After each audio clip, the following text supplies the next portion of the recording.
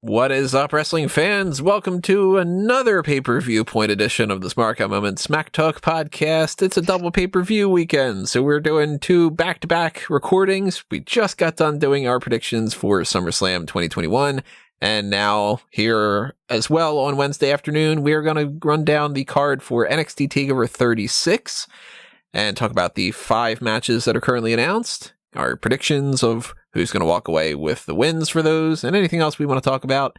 I'm your host, as always, Tony Mango. Joining me, as always, are Callum Wiggins.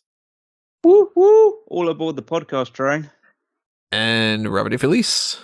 And the only thing you need to know about this card is that Samoa Joe has got a chance to win the NXT Championship.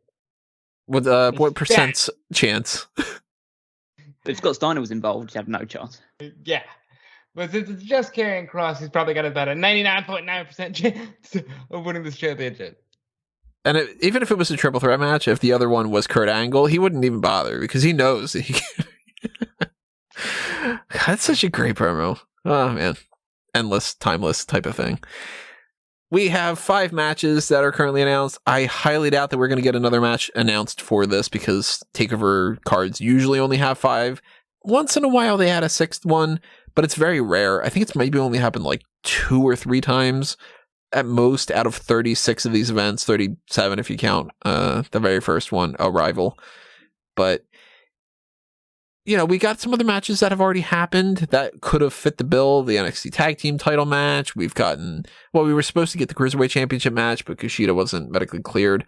And the North American title, that's kind of been put us to the side a little bit. But the 5 matches that are on here, how you guys feeling about it, generally speaking? It's a very good-looking TakeOver card, and I think it'll be a lot of fun. Yep, it's the typical NXT approach nowadays. It looks like it's going to be a great takeover with some great wrestling on it.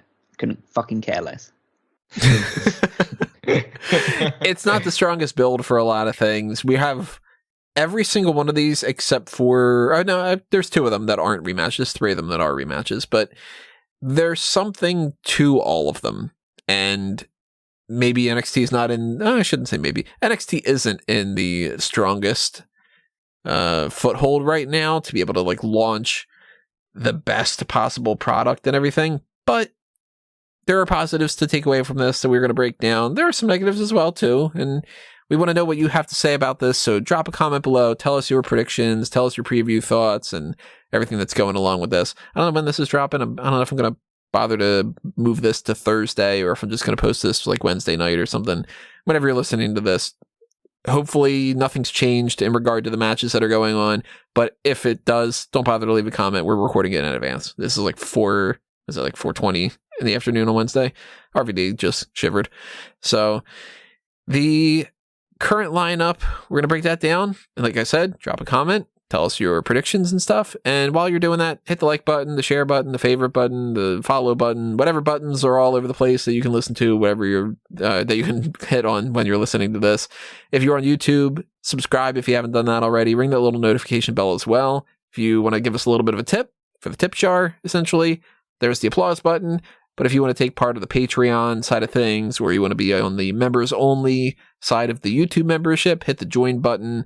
There are plenty of different ways that you guys can help us out. If you want to help us grow, you want us to do more stuff, like to pick your poison tier, or you can just take advantage of the Darkcast, listen to the content that you can only get to if you are part of those members only types of Patreon access kind of fields. And if you want to pick up a t-shirt or something, go to TeePublic and Redbubble, browse around. If you are interested in any other kind of opportunities, send me a message. I'll, let you know what's going on. But let's get into this card. Let's talk about the $1 Million Championship. Now, if you want to sponsor us and donate $1 million, it's a great thing to do.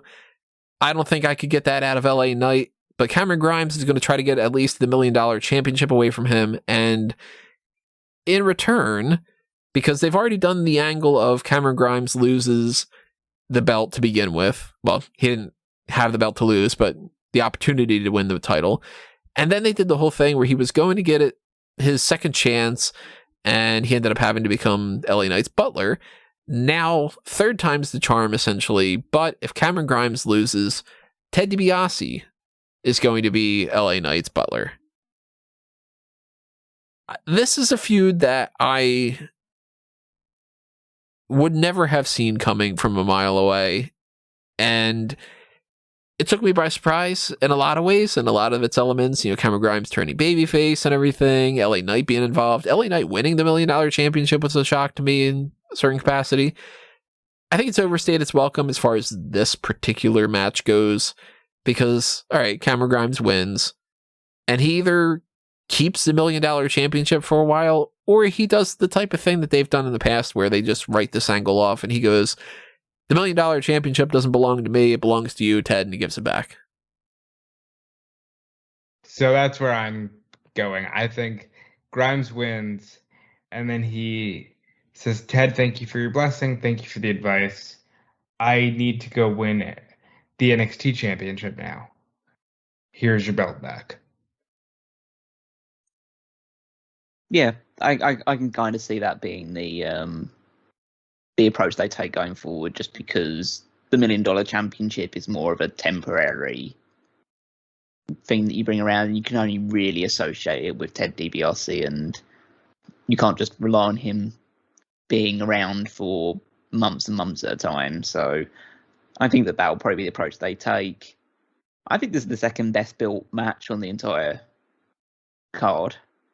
I think they've actually told a really good story with this, and that's mainly because Cameron Grimes is a very entertaining butler, as well as just like an entertaining performer in general. And I feel like the match itself will probably be the weakest, just because I don't think LA Knight is a great bell-to-bell worker. And so the match itself will be a bit understated, but I've for the most part enjoyed the build up to this one. So Cameron Grimes wins, takes the belt back to DiBiase, and hopefully goes on from there in something just as entertaining. But I don't see where the clear path for his next feud is at the moment. Well, we don't know how a lot of things are going to shape up in NXT. We're clearly in some kind of a transitional period. People are getting fired left and right. There's reports about Vince McMahon just kind of losing his faith in NXT in general and just sort of being like, I'm done with this. Maybe they get a big rehaul. Maybe they announce something. Maybe they don't. Rob, you were saying earlier, they don't currently have like a media call afterward even. So currently there is no pre-show media call, and there is no, that we've heard, planned post-show media call. So it'll be interesting to see if that changes, because that's a standard of all NXT takeovers. It's one of the reasons why I'm not typically on the post-show for the NXT stuff. So that's interesting to see what their plans are going forward, but I think we're all in agreement.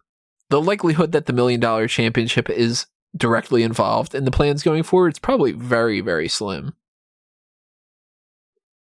Yeah, it's just a title that can't become part of the rotation, because NXT has enough championships is already for the size of roster they have.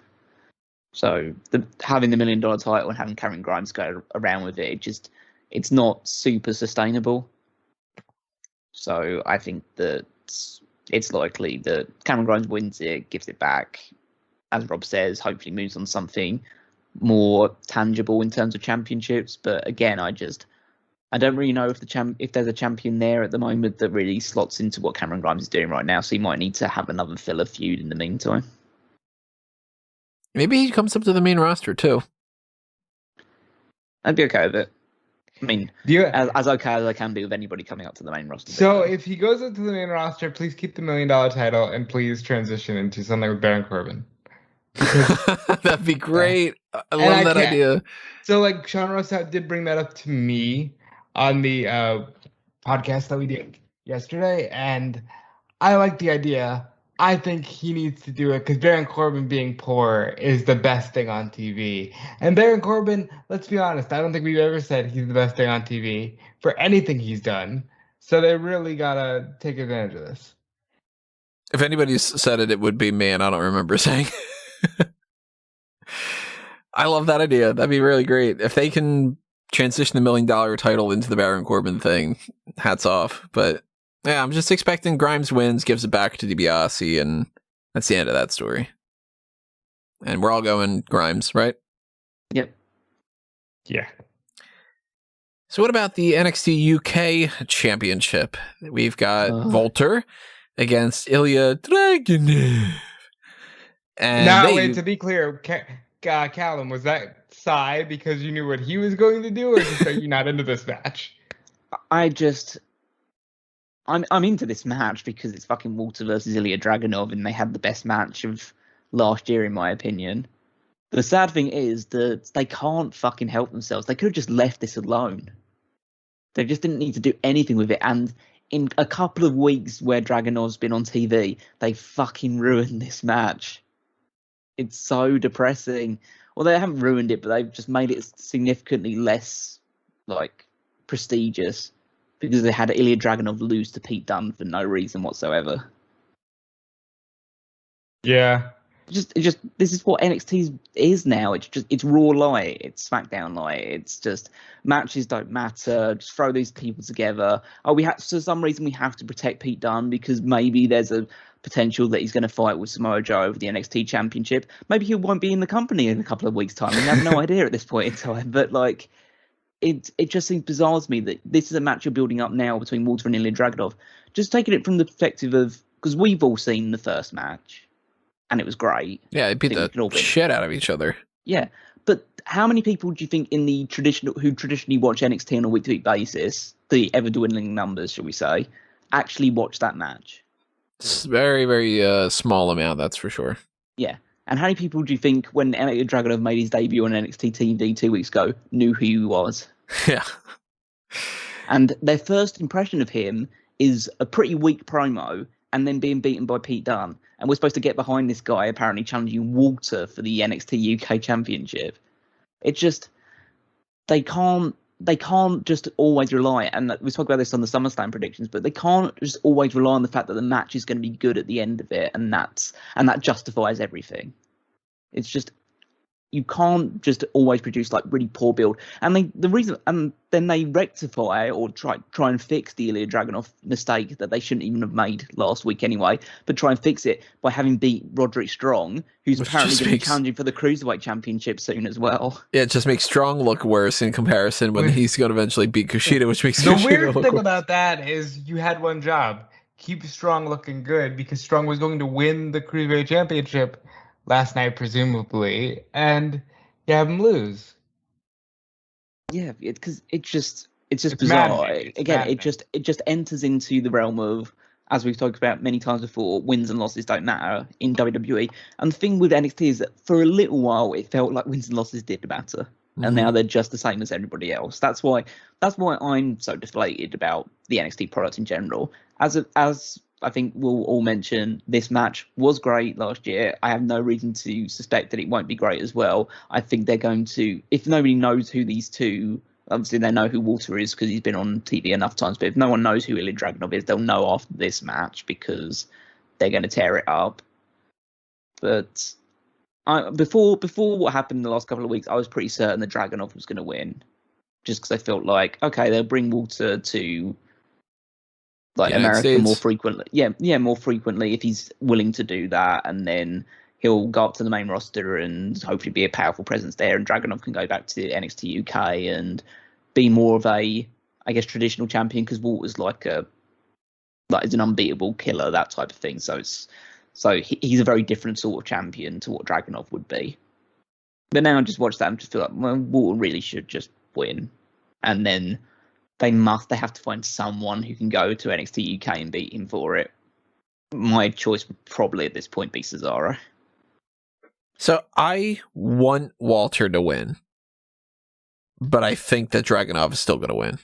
I think that their philosophy was, we liked that match so much, and actually, well, let's backtrack. I think that before the pandemic, that they had planned on Dragunov potentially winning.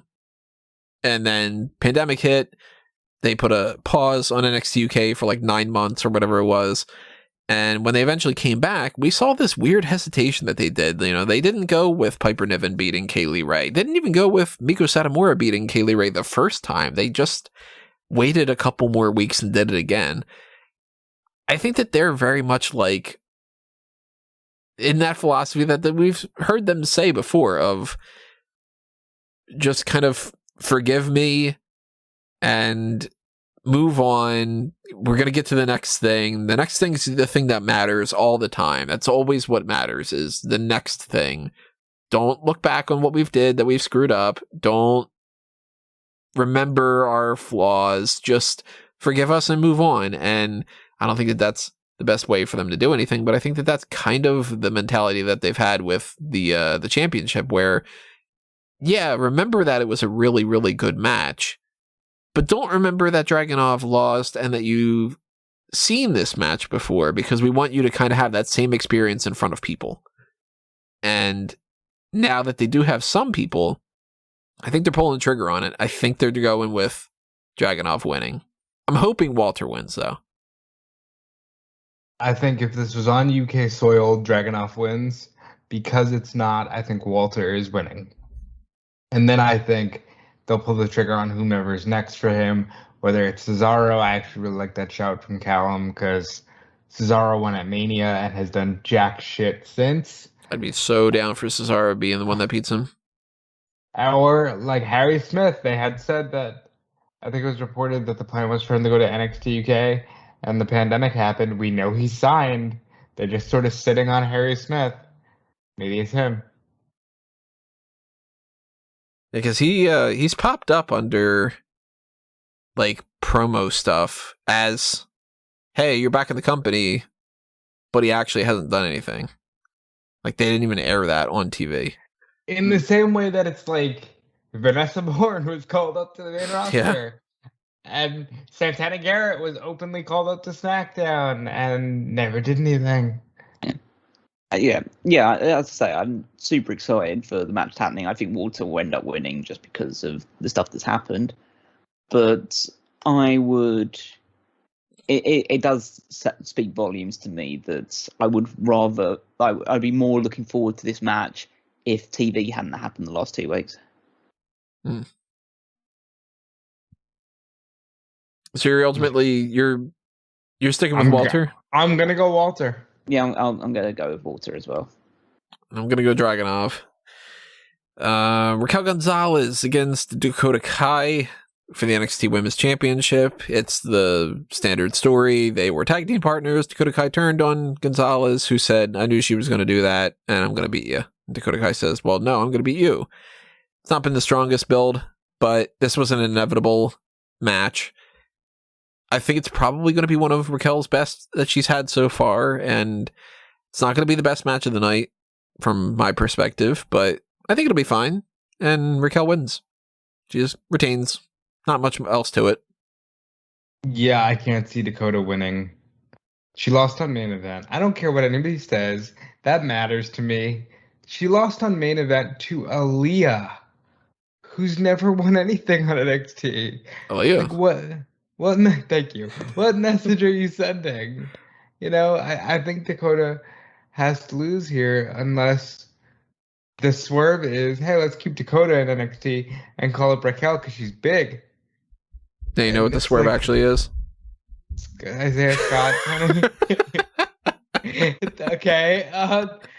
So I said this to Sean Rossap. If Dakota wins, it's some weird callback to, hey, Sean should have beat Diesel in 95. I don't see a reason for Dakota to win here, but she'll make Raquel look very good, even in her own defeat. I really want Dakota Kai to win the title here. Oh, I want Dakota to win. I said I don't see a reason to. No, but I want to, and then I'm going to use that to power my belief that she is going to win the championship here.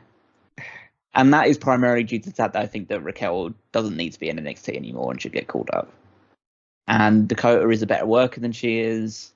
And maybe working doesn't actually matter in NXT going forward. And maybe they just want like big, powerful people that they can mold into what Vince wants to be on the main roster. But I feel that Raquel is in a position right now where she doesn't need to be in NXT and could be moved up pretty soon afterwards. Or maybe Dakota just wins and so they can continue this feud moving forward, because we need to have at least 6 rematches before this can end, obviously.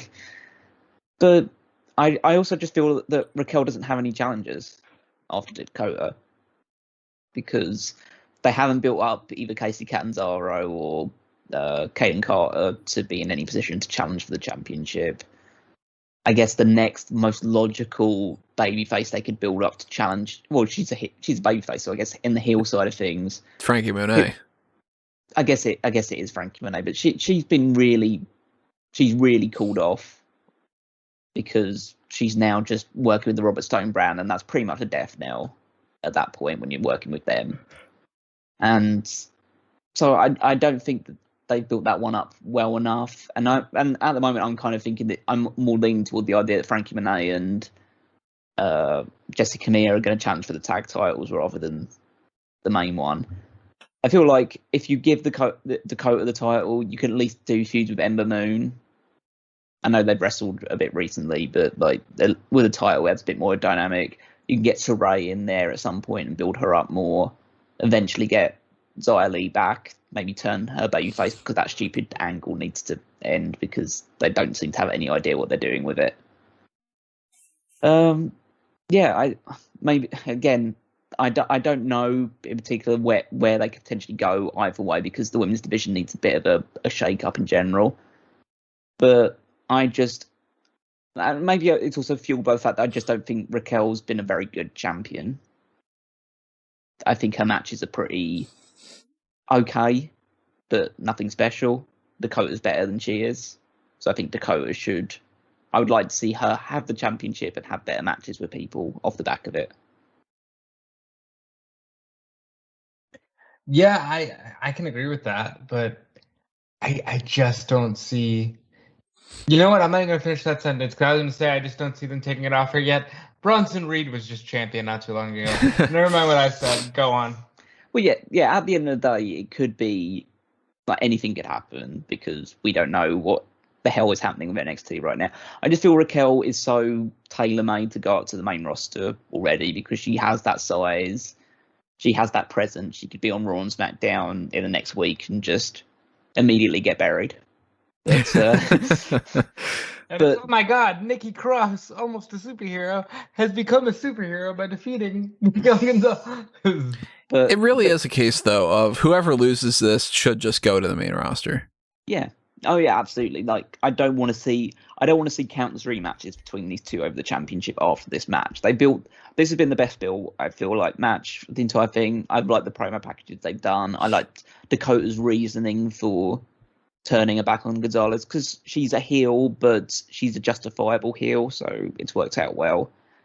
And yeah, I realistically, if I'm just looking at just like super logically, there's no reason why Dakota should win the title beyond the fact that Dakota's been there for a while, and it would be a good moment for her to win because the only thing she's had in their entire time in NXT is a 1 day or less than a day run as the NXT Tag Team Champion.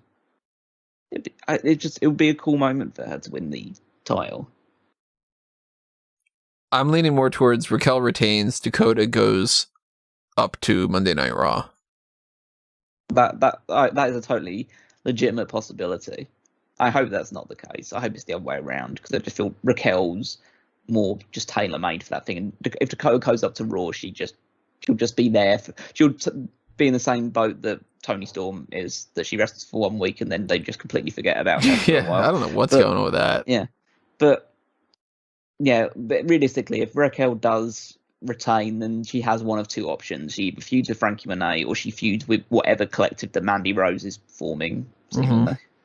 So, I think we're going in a direction where Mandy's group is next, and then after that it's Frankie Monet, and Frankie Monet beats her, and then Raquel goes up to the main roster. Again, that's a possibility, but I'm just going to stick with my belief because realistically, it doesn't matter. The NXT predictions don't count towards anything like the Fantasy League stuff. So I'm just going to stick with my guns and go with Dakota Kai, just on sheer hope that it's Dakota. And I'm going Raquel. Where are you going, Rob? And I'll go Raquel. So then, between the two other matches that's left, what do you guys think is going to be the main event? We have the NXT Championship match, Karrion Kross against Samoa Joe. We have the 2 out of 3 Falls match, Adam Cole and Kyle O'Reilly. If I gun to my head, I think they'll put Cole and O'Reilly last, but I do think Joe should be the main event. I feel like, because in my mind, I think Joe versus Karrion Kross is not going to go longer than 10 minutes. I think they'll put the 2 out of 3 falls match as the main event. That's a threefer. I'm thinking that that's the case too. So let's talk about Karrion Kross and Samoa Joe. Kross is on the main roster now. He can't really hold that NXT championship that much longer. And in the past, anybody in that scenario has either been, if they were like an undefeated type of person or close to it, they've relinquished the championship. Just, giving it up. Asuka did. The Viking Raiders did, instead of just losing it to the Street Profits. But more than likely, what they've done in the past, the person just loses the championship. And at this point, Karrion Kross has lost matches. So even though I wouldn't have thought Samoa Joe would be the guy that beats him for it, he is somebody who is a big enough name. He is a big enough guy. And I could see stranger things happening than Samoa Joe beats him for the championship. But to be honest, there's part of me that thinks that that's actually not even going to happen. I kind of think that Kross might still win and then just give up the championship through some other kind of thing. I don't know what, but like... Are you insane? You really think... I don't think that they should do this. No, he's not insane. He's thinking about the insaneness that WWE puts out there. If I were booking things, Kyle O'Reilly would be the one that beats Karrion Kross. And that's just how things would play out. But the way that they've been doing things lately, everything's just so nuts. And you can't rule out the idea that they think, well, Kross is still super protected in NXT. Let's have him beat Joe. That'll be a shocker. It's not the main event, so people won't be disappointed. And then Regal on the next week afterward or something, he says, after Kross and Joe fight each other or something, he's like, well, you're suspended or whatever the fuck. I don't know. Like they've done. Look at Keith Lee. Keith Lee beats the year-long, longest-running NXT champion, Adam Cole, becomes double champion, gets rid of his North American title, then drops it the very first title defense against Karrion Kross. Yeah. NXT used to make a lot of sense, and they've stopped making sense. I understand what you are saying, but I still think that anything outside of Samoa Joe chokes out Karrion Kross to win the NXT championship and anchor the brand that desperately needs an anchor right now. It would be absolutely asinine. Yeah, and that doesn't mean that it won't happen. But I imagine that we're going to have a situation where Samoa Joe does beat Karrion Kross. I think this match needs to be pretty short. Mm-hmm. Not because I have any... It's all because of Karrion Kross, and it's just... This experiment has been an abject failure. I just think that he is... Every chance he's had to impress me, and again, it's just a personal thing. I know some people might feel completely differently, but from a personal perspective, he's failed on every single level to impress me and leave any sort of positive, leave any sort of positive impression on his reign as champion, his in-ring work, his overall presentation, like the usage of Scarlett, anything like that. I just feel has been severely underwhelming. I think it's one of the worst NXT Championship reigns in history. And I would be very happy for it to end on this show. Give it to Samoa Joe. Samoa Joe becomes the first ever 3-time NXT champion. They're like the first time ever. So, yeah. And Karrion Kross can continue to be a mid-card guy suffering 50-50 booking on Raw for all eternity. I agree. I agree. I think Joe needs to kill him. Like, Joe needs to run right through him. He needs to try to get some offense in, he being Kross, and Joe just, shuts him down at every turn. Joe wins very, very decisively. I don't care what that means for Kross on the main roster, because Kross on the main roster sucks. Make me care about that, and then I'd have a different answer for you. But Kross on the main roster sucks.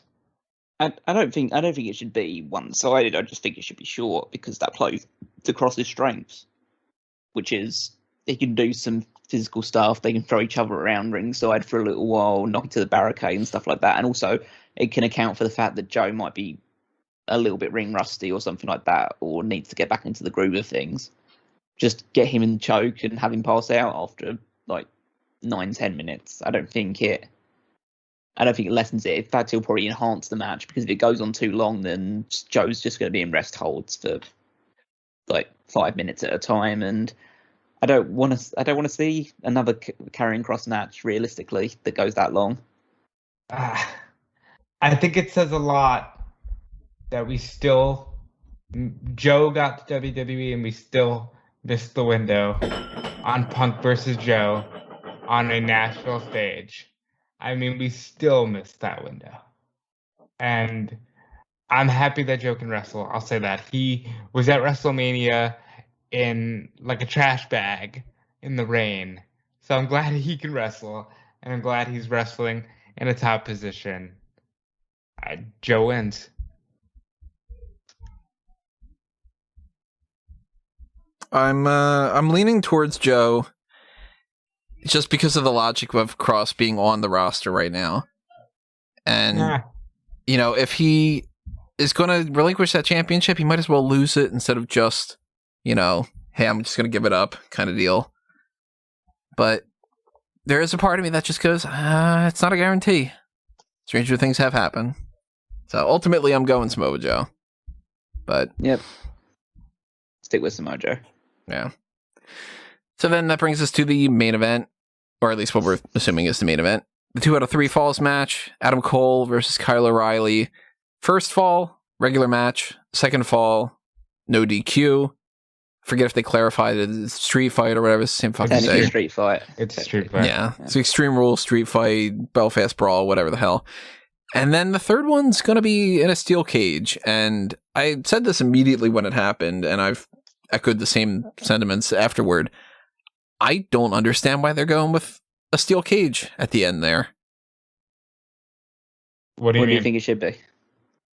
To me, steel cages always make more sense to me if there's some kind of outside interference, or if there's something that you need to keep them in the ring, and that's how you're going to contain everything.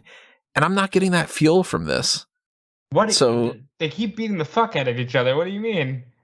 But I don't think that it's like that they brawl all the way around the whole arena and they need to keep it in the ring kind of deal, because they're going to brawl before that anyway. So they're going to have that match, and then they're going to go back into the ring and not be able to do the hardcore stuff. Then it's just the same match before, but now they can't go outside the ring. Well, Rob's interpretation of it, even though they haven't explicitly stated it, is that this steel cage is going to be the weapons-based steel cage match. Yeah, where there's weapons hanging from the ring.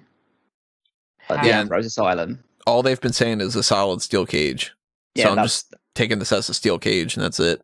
Yeah, I guess it's just their idea that, well, basically my interpretation of why they chose these things in 2 out of 3 falls matches, that the first fall was the match that Adam Cole won, and that's so Kyle O'Reilly wants to avenge that. So Adam Cole chose a street fight because he lost that match to Kyle O'Reilly. Essentially, an interpretation of that match a couple of months ago, and so they decided, okay, the third match is a steel cage because that's one of our big stipulation matches. Yeah, I think it was chosen more because it's a different visual element rather than that it has anything to do with what would make the most sense. Yeah. And of course, I don't think any of us are in the mindset that this isn't going to go to the third fall. So that they're going to have the steel cage match. Yeah. It's not going to go like O'Reilly's going to win 2 straight things. But I think the most interesting thing, even though, of course, these two are going to have a great match because they have a great match with each other all the time, I'm pretty over this feud just because I don't think it needed to go as long as it has done. But the most interesting thing about this match is not the match itself, it's what happens afterwards. Yeah, pretty much, because this could be Cole's last match in WWE, or it could be Cole's last match in NXT, and he goes to the main roster, or it could just be business as usual, and they move on and they start doing something else. Yeah, it's a world of possibility beyond this match. So even though I think that some people will want to discuss a bit more about the match, at the end of the day, it's Adam Cole and Kyle O'Reilly. They're going to have a really good traditional wrestling match. Then they're going to throw all kinds of weapons and do all kinds of crazy spots in a street fight. And then they'll probably both fall off the cage at some point in the steel cage. It's going to be a really good match. But at the end of it, it's just a case of where does Adam Cole go past this thing? Yeah. Does he sign this? Does he sign the new contracts? Does he stay in NXT and do something else? Does he go to Raw? Does he go to SmackDown? Does he leave? Does he go to AEW? It's just, that's the interesting thing. So I think in any circumstance, any of those circumstances, Kyle O'Reilly has to win. Because if Adam Cole was leaving, you shouldn't have Kyle lose to him on the way out. If he's going to Raw and SmackDown, he doesn't need to win his final NXT match because they essentially treat someone who's called up from NXT as pretty much a brand new person anyway. Yeah, and Riddle lost his going away match, and plenty of other people have lost their going away matches. And the only way that you would keep him in NXT, have him win this match, is that you're keeping him in NXT and you're immediately positioning him to challenge Samoa Joe for the NXT Championship. So, and I think that's the least likely scenario. I think Cole should lose. And no matter what, I just want to see him away from NXT after this. Him, Gargano, and Ciampa have been in NXT way too long. Mm-hmm. And it's the one thing where you kind of gave up on Gargano and Ciampa. They're probably lifers. But Cole has options. Cole is severely undersized for the main roster, but has the everything else. You put him in Drew McIntyre's body, and I think they give him the world title right now. You know? Definitely. He would have already been on Raw 2 years ago. Yeah. Yeah, like, I think he has the world in his hands right now, and he could go and just be a main event star in AEW and go, pal around with his buds. He can go challenge himself on the main roster. He can do whatever he wants. My playing it safe bet, even though I want him in AEW, is he probably goes to SmackDown and he probably wins the Intercontinental title from Shinsuke Nakamura. It's around the range that I'm expecting. And like Callum had said, Kyle O'Reilly should win this match because he more than likely will stick around in NXT and needs to get a big win like that. Whether he is the one that beats Karrion Kross, or he wins the title when it's vacated, or he beats Samoa Joe, or he doesn't beat anybody for the championship or whatever. I also kind of can't see Adam Cole versus Samoa Joe happening for the NXT championship like in the immediate future, if ever. First off, size differential. That's something to keep in mind. And even though they more than likely want to work together, the timing just seems off. So if Cole wins, it's not going to be the strangest thing that's ever happened. But I'm expecting, one wins the one wins the other one. You go to the steel cage, and then Kyle O'Reilly comes out 2-1.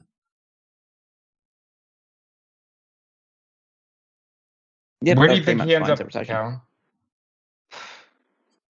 I don't know, because if you were to do, again, put the gun to my head and say, where do I think he ends up? The safe bet is that he ends up on SmackDown. I feel like that's probably the best place for him. But, I mean, I want him to be in AEW. But then again, there aren't too many people in AEW, but I think you have to make a special exception for Adam Cole just because of the history he has with the Elite, and that could be some really cool stuff. I mean, but then it's almost a case of like AEW just has too much at that point. You almost feel like, okay, they've been building up all these young talent and stuff like that, but now you've got CM Punk and Bryan Danielson and Adam Cole all in one place, and like you have to find places for them, and you have to do stuff with Andrade and like Brian Cage hasn't even done anything really. You know? I know. But if you do it right, we're talking about a reason guys like Jericho can slow down. We're talking about a reason, Punk can be a Brock Lesnar special attraction. Brian can be a Brock Lesnar special attraction. No, but fundamentally, I want him to be in AEW because AEW just does good stuff at the moment. I agree. So that's the reason for it. It's not the reason, even though I know of the history that he has with it. Realistically, I would, in an ideal world, I would see NXT Raw and SmackDown doing good stuff as well, and then I'd be excited for him to move on to the main roster. Yeah. So it's like, the reason why I want him to be in AEW is because I enjoy AEW more than I enjoy WWE. It just gives me one more reason to just move away from the WWE product in general. But, you know, I will say I see Adam Cole as like my favorite full-time worker today. And if he was to go to AEW, like, it'd be much more of a reason to be more excited about that show. And that's hard to pass up. Yeah. But I don't want him to go over there just because to an extent, like, I don't want him to go there just because I feel like they're just too overcrowded, and I don't want that to stagnate the growth of other people that have been there for since the inception. So I don't know. In general, I want him to go somewhere, whether it's the main roster or over to AEW, be booked well and be featured well. And that's really all I can say about it. If he ends up going to SmackDown and he ends up killing it on there, then I'd be totally cool with that. Just anything to make some of the wrestling that I watch more enjoyable. Yeah, and more power to you. I agree with everything you just said. So we don't know how the future of NXT is going to look.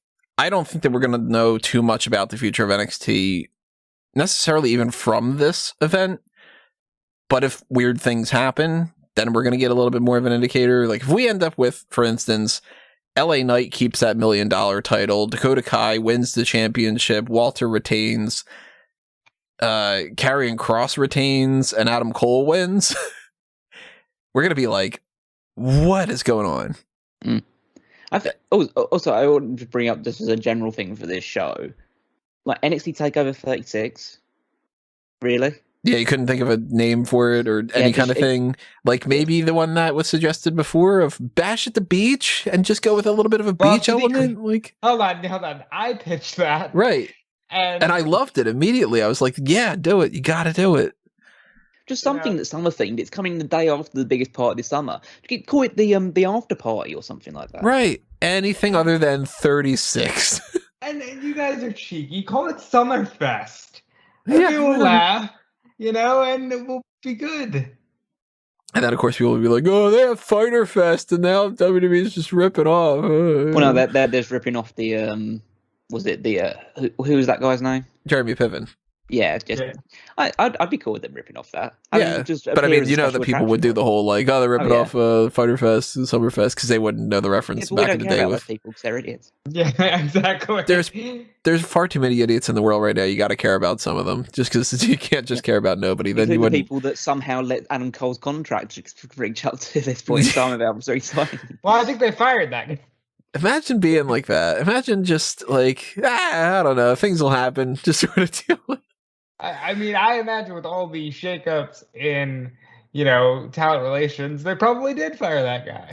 They have a discussion backstage, and he's like, "Look, I didn't think that we could fire him because we ran out of trash bags." Jesus Christ! Good thing his name is Seaman because he spunked all over this division. He really did. I can't think of anything to go with Karrion, so we'll move on after that. But, this is happening Sunday night. It's a little bit of a switch up from what we used to get. It used to be Saturdays were NXT TakeOver events, and then Sundays were the WWE pay-per-views. This weekend, we're getting SummerSlam on Saturday, and we're getting TakeOver on Sunday. So, same as we normally do here throughout the week. If anything changes, we'll let you know on the hot tags. If it happens after that, then you'll just have to be checking on the page on smark@moma.com. But when push comes to shove and the event starts, which should be probably 7:30 p.m. on the pre-show, that's what they've been doing recently. I don't think that they've quite announced it yet. They might have. If they did, I'm not aware of it. But whenever it happens, live coverage popping up on the page on smark@moma.com. And then, of course, after that, we'll be doing our post-show live on the YouTube channel. So if you have your email alerts set up, you'll know when we go live immediately for that. And then you can chat it up in the live chat. You can tell us what you thought of what happened and all that good stuff that goes along with that. So these 5 matches will happen, at least according to what the current schedule is.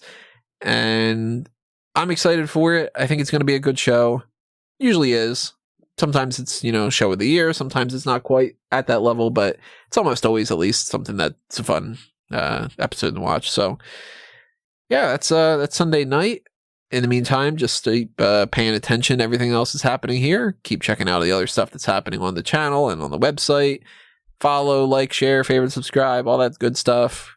All those things at Smark Out Moment. Do the same thing for fanboysanonymous.com and check out everything that's happening on the Geek Culture website, the movie reviews, and other kind of discussions along that spectrum. Follow and share and, subscribe to that YouTube channel and check out things like our Jungle Cruise fan tracks and our fan tracks for Batman Along Halloween. And I'm trying to hopefully get a bunch of other things happening there too. So if you have any suggestions, drop them in the comments below too. Follow us on our own social media accounts and check out whatever else we've got going on. I can be found at Tony Mango and at A Mango Tree, and pretty much just start clicking around on these websites. You'll see things. Callum's got some other stuff that he's got to talk about, and so on and so forth. So here's the baton, Callum. Thank you very much. Try not to drop it. Well, I will. You can find me on Twitter at Wigmeister14, of course. Check out all the stuff on Smark Out Moment, as Tony mentioned. The Power Rankings is where you'll usually find my written verbiage, as well as while you're listening to hear from my spoken verbiage. But you can also check out all the other great articles on there as well. Don't miss out on anything in that regards. There's like loads of weekly stuff. The heel and face turn list, because that's always so infinitely popular. I'm pretty sure there'll be at least one thing that happens on SummerSlam which will cause a massive meltdown on there. So I'm all here for that as well. And if you're not full up on wrestling content after this weekend, then you should be checking out either 2001 Wrestling Odyssey or the Paul Heyman SmackDown podcast over in the Smark Out Moment archives, whether it's on YouTube, playlists on YouTube, or just checking it out through whatever podcast feed that you use to listen to this stuff. It's it's a good time just going back into the archives and checking out some good old wrestling content from the late Attitude Era or Ruthless Aggression era. But that's all from me, and I'll pass you over to Robert D. Felice. Oh, Jesus. Baton of plugs is really dangerous. But if you're not burnt out on wrestling content, this is the weekend for you to really enjoy everything that's coming your way, because there will be an AEW Rampage this Friday night, which I believe we will be doing a live watch-along for on this channel. There's also everything going on at Impact Wrestling on Emergence with Christian Cage defending the title against the former Kurt Hawkins. There's SmackDown. There's SummerSlam this weekend. There's so much wrestling content. Stay here and check out Fightful.com when you want your scoops, because Sean Ross Sapp is the best in the world at that. And yeah, follow me on Twitter and everywhere else at Dude Felice, and I'll see you this weekend. And we will see you next time, everybody. Thank you for listening to this. And, be safe, be good. Adios for now. This has been another Smark Out Moment, and we're being counted out.